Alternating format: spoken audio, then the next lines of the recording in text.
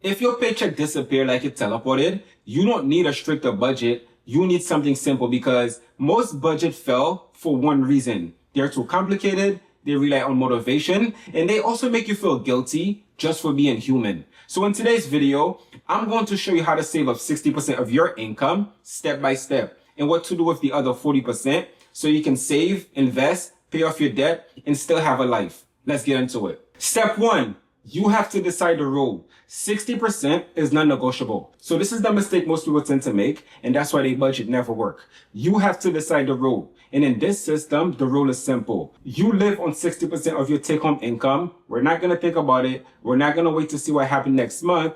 It is non-negotiable because if it's optional, your spending will always win. So what do I mean by non-negotiable? Well, before you think about spending on groceries, restaurant, having fun, you have to decide that 40% of your income does not belong to you. It belongs to your future. So we're talking about saving, investment, paying off your debt. Everything of that nature belongs to the 40%. And the remaining 60%, that's what you're going to use to pretty much build your life around. And yeah, at first, it may be a little bit uncomfortable because most of the time what we tend to do is we invest in our lifestyle first and hope there's a little bit left so we can save. But with this system, it is the complete opposite. And once you make that decision, it is way easier to budget. Step two, calculate your lifestyle number. All right, guys. So for number two, this is where you're going to calculate your lifestyle budget. And we're talking about the money you're going to live on every single month. So you have to be really calculated. And I'm not talking about how much you should be making or your salaries. We're going to talk about the exact amount you're bringing in every single month. So let's start off with an example. So let's say, for example, right, you're making $4,000 a month, right? Check this out. So $4,000 a month, right? And remember what we said earlier, 60% of that is your lifestyle budget. So 4,000 times 60%. And if I can remember, let me grab my calculator or my phone. If I remember, that is 4,000 times 0.6. It's 2,400. So let's write it down, $2,400. So this $2,400 is now going to be your lifestyle budget. So let's bring it here. We're going to say lifestyle budget. Lifestyle budget. So now, what are you going to use that $2,400 for? Well, let's think about it. We have rent. Okay. We have our bills. Okay. We have groceries. And one more fun stuff like the partying, going out, having fun. So let's put that right here. So this $2,400 is going to break into these. It could be completely different depending on how your budget look like. But for this example, we're just going to say rent, bills, groceries, and fun, right? This is what this lifestyle budget is going to go for. So now what happened to the remainder? So let's go 4,000 minus 2,400, that's 1,600. So the $1,600. Remember what we said earlier? 40% of your income does not belong to you, right? It belongs to your future. So well, there it is. Well, 1,600 of 4,000 is 40%. So that is going to be your future. So what does that include? Well, savings, right? Anyone would like to invest? Investment. What else? Any sort of goals you have, future goals you have for yourself? Well, let's put that in there as well. Right. And also, let's do one more since we have 4 up there. Let's do 4 down there. Any debt payoff? Student loan, anybody? I have student loan, so let's say debt payoff to make it really general. Debt payoff. So that 40% is going to include these. And again, it could be completely different depending on how you are, but saving, investment goals, and debt payoff is going to go towards your 40%. So now this is where things get pretty interesting, right? Because you don't have to pretty much pretend anymore. You now have an idea of where all your money is going. So whenever you want to spend money, you don't necessarily have to say to yourself, well, should I be buying this? Should I be buying this? Well, not really, because you already know exactly where your money is going. Now that we have this entire rubric, this entire graph, for step 3, we're now going to build the idea that, well, how do we completely fit all of these into our pretty much lifestyle budget. So now let's go into step 3 to get a more detailed idea on how to fit all of these into our lifestyle number. So step number 3, lock in the big 3 first, the 50, 30, 20 hacks. All right, so guys, now that we have our lifestyle number, this is where we're going to break it down even more. And I think this is where most people tend to make a lot of mistake, because when they look at these 2 categories, right, like the lifestyle budget, your 60% and your 40%, I've already wrote it down for you guys, the 60-40, they simply assume that within the 60%, they're just going to pour money into any of these subcategories however they want. But that's not what you want to do, right? What you want to do is you want to break it down even more. So check this out. We're going to have the 50, 30, and 20 rule. Watch this. 50, 30, and 20 rule. This is where you break it down into 3 categories. So we're going to have your needs, your wants, and your fun. Watch this. Your needs, your wants, and your fun.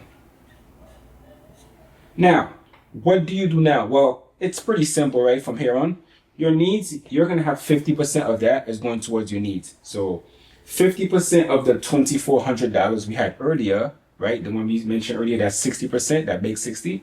Well, that's $1,200, right? So $1,200 is going to go towards your needs. Now ask yourself, what do you need, right? What do you need? Well, do you need a place to live? You do. So we're going to have housing. Do you need, I don't know, utilities? Well, we're going to have utilities. Do you need healthcare maybe? I don't know. Do you want to have a pretty healthy life? Well, let's put it down there. Health. Right? So if you really think about it, guys, it's based on what you need, right? So it doesn't necessarily have to be like this, but it just have to pretty much mirror this. So now that you have all your needs, we now go towards what we want. And one thing most people tend to do is they tend to mix up needs and wants. Like, for example, let's go with housing, right? You need like an apartment. You need somewhere to live, but you don't need a house. Well, you don't need a house. You want a house, right? But you don't necessarily need a house. But it would be nice to have a house. I mean, I wish I had a house, but you don't need one. But you do need a place to live. So don't mix these up. So what about the wants? What do you need? What do you want? I mean, well, you want a car. Well, you don't necessarily need it. You could just take the train. So let's put, for car, we're going to go with something like for once, we're going to go with something like a car. So we want a car, right? Transportation, just leave it as a car. What else do we want? Well, phone bills, we want a phone. This could be debatable. Do we need a phone or do we want a phone? Phone bills. What else do we want, guys? We want, wait, you know what? The needs, let's also put groceries. We definitely need groceries. We have to eat. And well, we have car, phone. What else do we want? What else do we want, guys? We want gas, I guess. Let's put gas. We want gas. I guess if you have a car, you need gas. You definitely want gas, unless it's electric. But yeah, this is the basic idea. So 30% is gonna go towards your want, right? So what's 30% of 2,400? That 2,400 up there. Let me use my phone. 30%. Let's see. 2,400 times 0.30, that's 720, guys. So 720 is going towards this. And 1,207, that's 480, that's going towards your fun. So for the fun stuff, that's pretty easy, right? What do you want to have for your fun stuff? Well, for a few fun stuff, you want hobbies. Let's go with hobbies. Hobbies for your fun. Do you want subscriptions? So if you like watching movies and stuff, let's go with subscriptions. What else? Subscriptions, date night if you have a girlfriend or boyfriend, date nights, whatever the case is. And again, it doesn't necessarily have to look exactly like this, but you can clearly see, right?